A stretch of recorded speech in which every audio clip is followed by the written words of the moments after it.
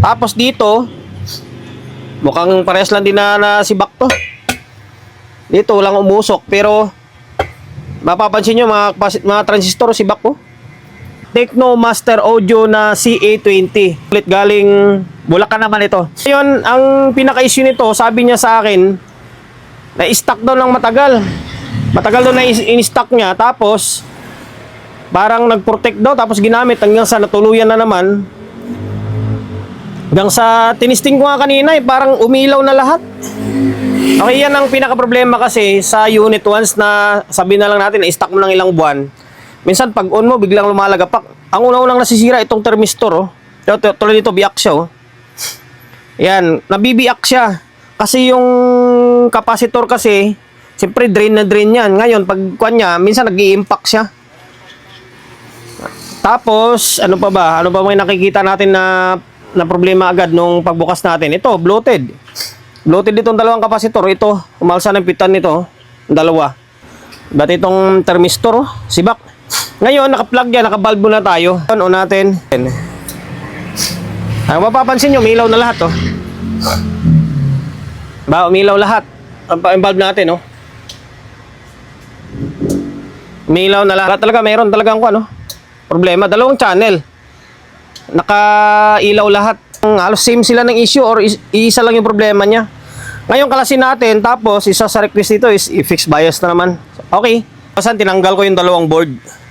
Hindi biro, literal na sibak. Kaya pala may bakat ng sunog dyan, oh. Yan, oh. Tingnan nyo kung ano nangyari. Tingnan nyo kung ano nangyari sa may board ng channel 1. Literal na sunog, oh. Yung mga MOSFET, oh. Parang ang dating nito is parang, ano to, may nalaglag o ano ma to, diode to, eh. Wasak talaga siya, oh, literal, oh. Transistor, sibak, oh. Biyak na. Fuse mo na. Okay, buo. Okay, buo rin ito. Tapos, dito sa may fast recovery diode. Mukhang buo naman. Tapos, dito. Okay, mukhang buo naman yung mga output. Dito sa may MOSFET. Buo naman. Okay, buo. Buo. Hindi ko napakita sa inyo, ha. Buo. Tapos, dito sa may diode.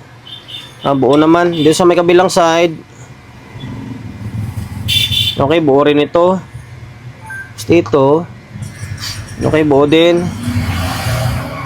Okay, buo din to. Tapos diode. Okay, buo din. Mukhang, pero nasibak itong ano, yung transistor na to. Double check na lang natin, ah. Ito, alam ko hindi ganun kalala problema dito sa channel to. Mukhang nadamay lang siya. Unahin muna natin to kasi bukas bibili pa tayo ng MOSFET nito. Ngayon, napalitan ko na yung pumutok dito is 551 nito. Ito. 551 nito. May pumutok to dito. Same pala, pumutok din to dito. Ito. Biyak din to, biyak yan, oh. Bansinin nyo. Oh, biyak din, diba? 551 yan. Ngayon, meron pa akong nakitang problema. Dito, short yung 4744, 15 volts na sinner. Ito, short to. Inangat ko na, pansinin nyo, inangat ko. Yan, nakaangat yan, ha. Tapos, i-test natin, shorted siya, oh. Naka-reverse na yan, ha. Naka-reverse pa tayo niyan. Tapos ito, dalawa talaga short, to.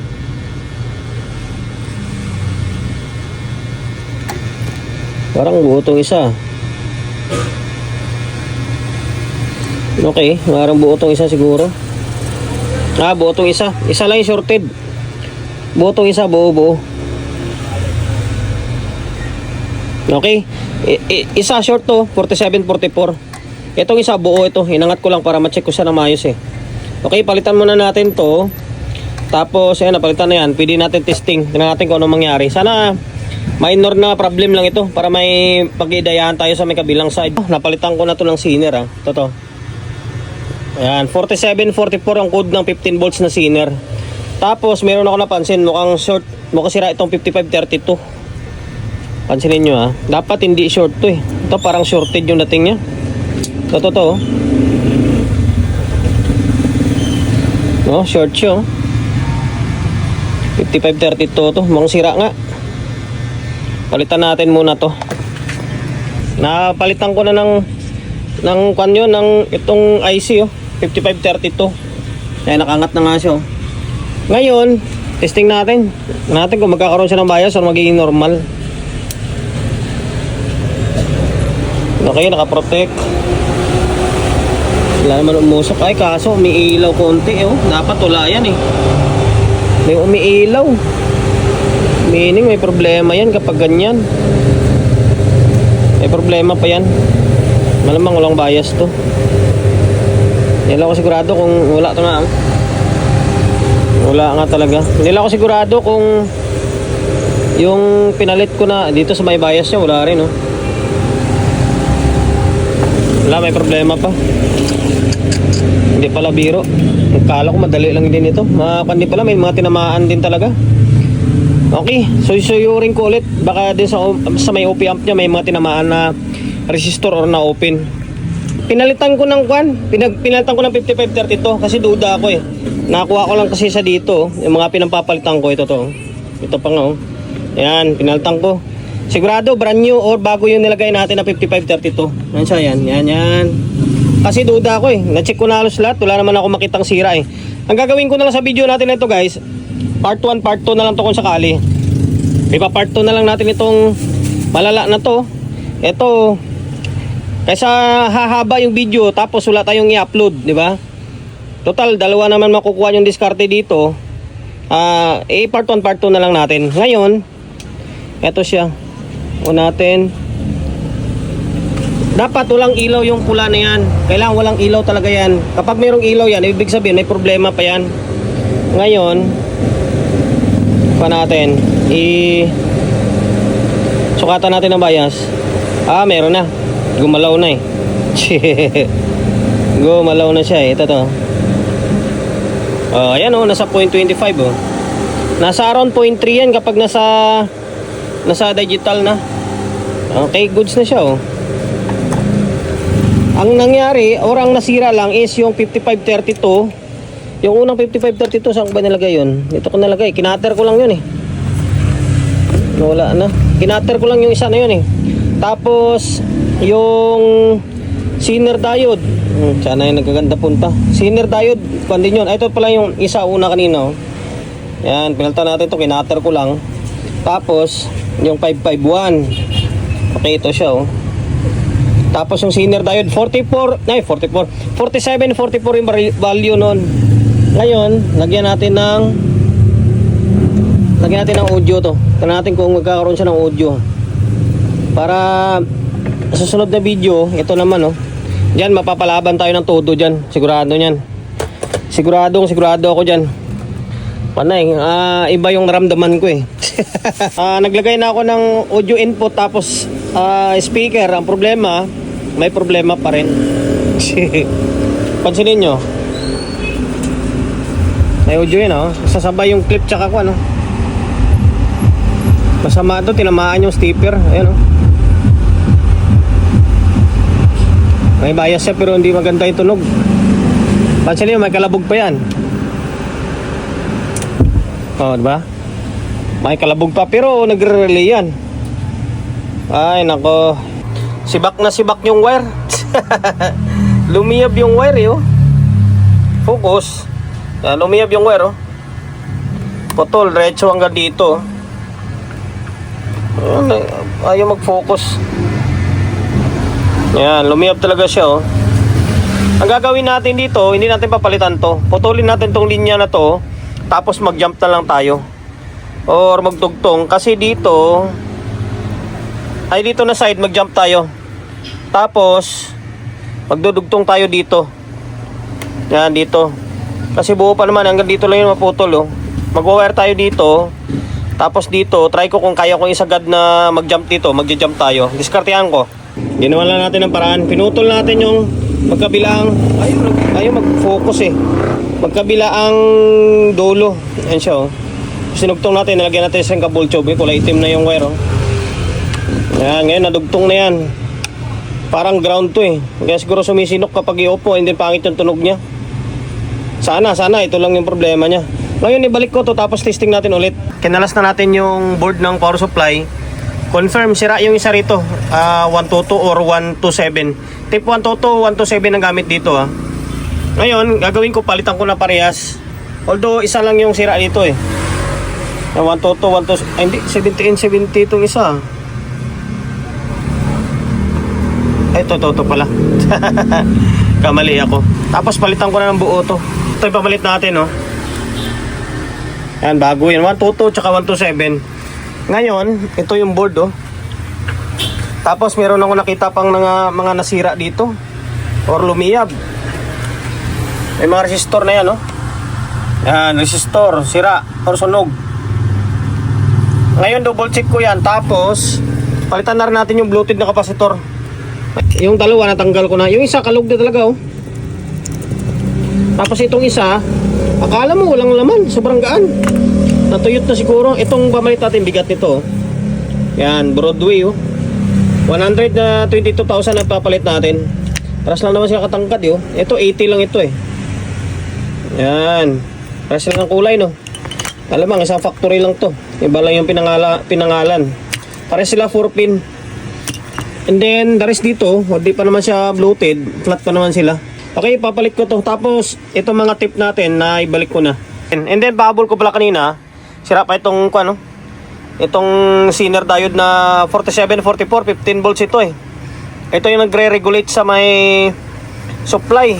Ayan, tapos itong resistor 2.2 naman ito. Ang 2.2K. Ayan, ibalik na natin to.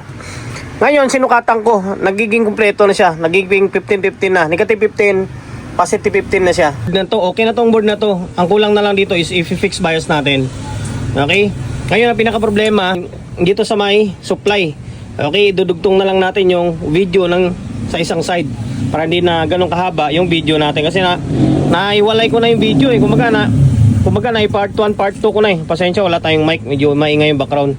Ngayon, goods na yung isang channel na yon. Ito, babalik tayo dito para makompleto ngayon part 1, part 2 natin. Gagawin natin dito, i-fix bias na lang natin to. Kasi wala naman na problema to Wala naman. Sa kabilang channel, sira yung panon. Sira yung sa nakapagsubaybay alam na nila. Sira yung trimmer niya. Ito, okay pa naman to. Although, i-fix bias natin tapos ibaba natin na konti yung bias niya. Mga nasa around 0.25 lang kasi sa probinsya ginagamit ni bossing to, kababayan ko rin. Hataw-hataw yun. Kaya babaan natin ng konti yung kanya bias niya para hindi siya ganun kainit. Tapos i-fix natin kasi isa yun sa sani ng pagkasira yung yung stock. Tapos magbago yung resistance ng trimmer. Dali talaga. Ngayon tuling ko to. Ayan, palitan natin. Ang gagamitin ko rito is 2,560. Diba? Dapat 2.7 nang gagamitin. Pag 2.7, nasa around 0.3 siya. Pero ibababa natin na konti. 2,560.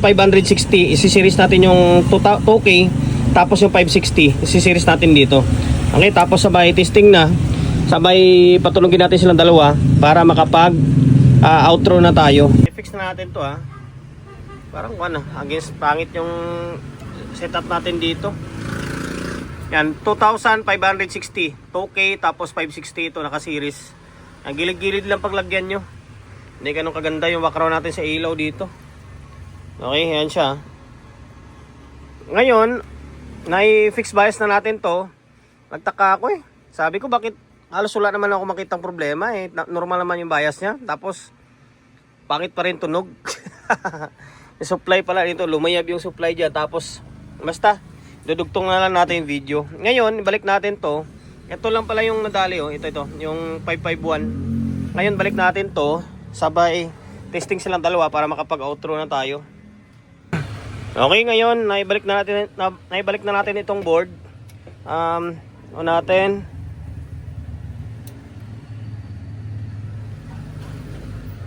Okay. Natin normal na yan, syempre. Pares ng relay. Wait natin. Okay, nawala na, nag-normal mode siya. Ngayon, ito guys, sinadya kong binabaan to Gamit ko kasi dito 2.7 dapat. Pero sinadya ko lang itong babaan. Para kasi mga Ilonggo hataw yun. Hataw yung mga Ilonggo eh. Ayan, nasa 0.25 siya. Kung sa digital tester yan, mga nasa around 0.3 rin labas niyan eh. Sa around 0.3 din yan. Ang mga Ilonggo eh. O yan. Nasa 0.3 rin yan labas niyan. Binaba ko lang sadya talaga. Kung gusto nyo itaas yan, balik nyo sa mga 260, 2,680 or 2.7 talaga. Okay? Ngayon, haba na yung oras natin masyado. Lagay tayo ng speaker. Sana yung isang speaker natin. Kailangan lalagyan natin speaker. Okay, tapos ito. Ngayon, sa previous natin, kwanto eh, maingay. Ay, laptop natin, wala pala. Okay, ayan.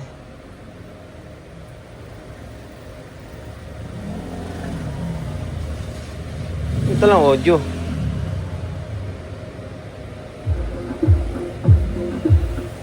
Teka lang. Bunot yata.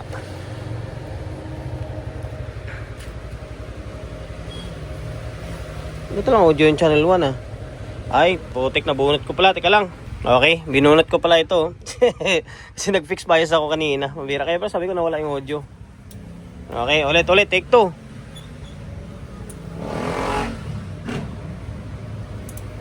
Okay, volume natin ah. Normal na to, syempre.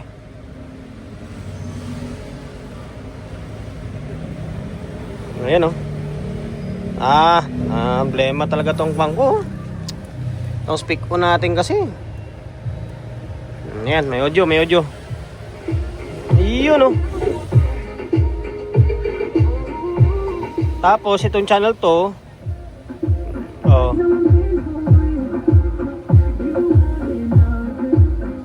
Okay na ha, hindi na siya nagpukuan ha.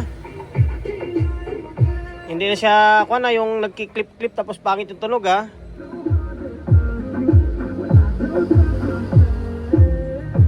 Okay, ito yung problema dito ay yung kuan lang talaga yung transistor na 551 lang. Tapos yung Zener diode naman na 15 volts ulit dito sa may OP amp niya.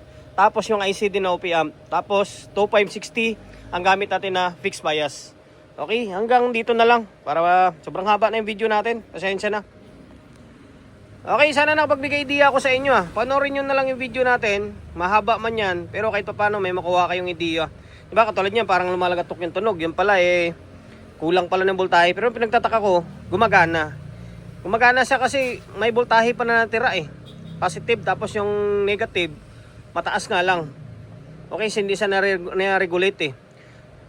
Okay, hanggang dito na lang. Sir ng taga Bulacan, masyadong pinarapan ako ng ampli momigo ah.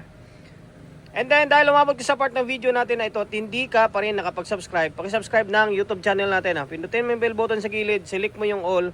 Ayan, kapag napindot mo na yan, manonotified ka kapag meron tayong bagong upload na video. Nag-upload tayo ng video 1 beses, 2 beses kada araw. Okay, God bless and then peace atin lahat.